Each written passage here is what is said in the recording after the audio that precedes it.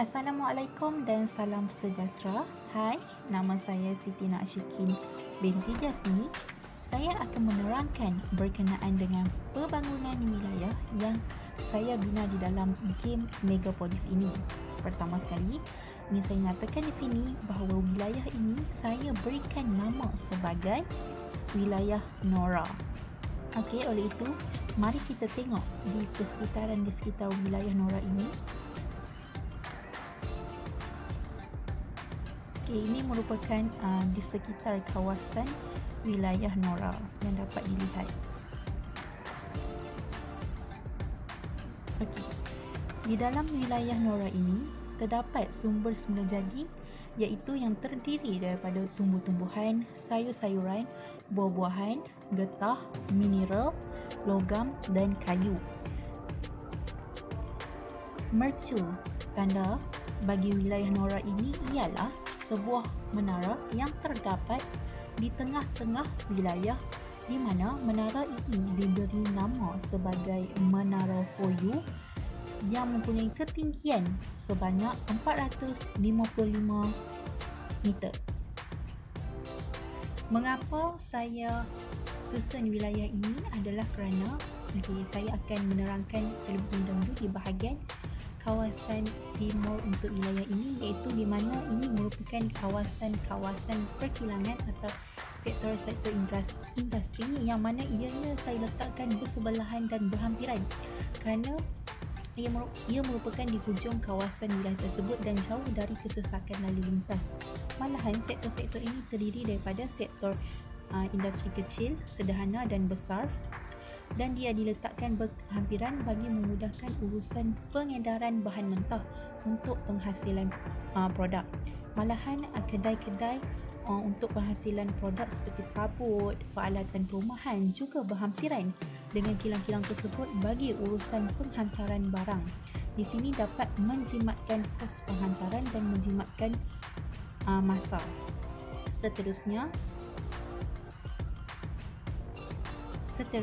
kita beralih pula di kawasan perumahan, di mana kawasan perumahan ini berdekatan dengan kawasan perindustrian.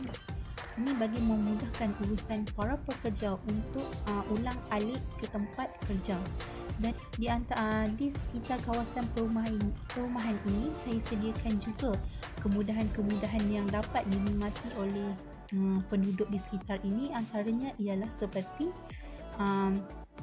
balai polis, stesen minyak, taman, kolam renang, dan juga kemudahan-kemudahan lain seperti dobi layan diri, minimarket untuk kemudahan proses pembelian barang, dan kafe dan sebagainya. Di sini adalah kemudahan-kemudahan yang dapat dinikmati oleh penduduk di sekitar kawasan perumahan ini.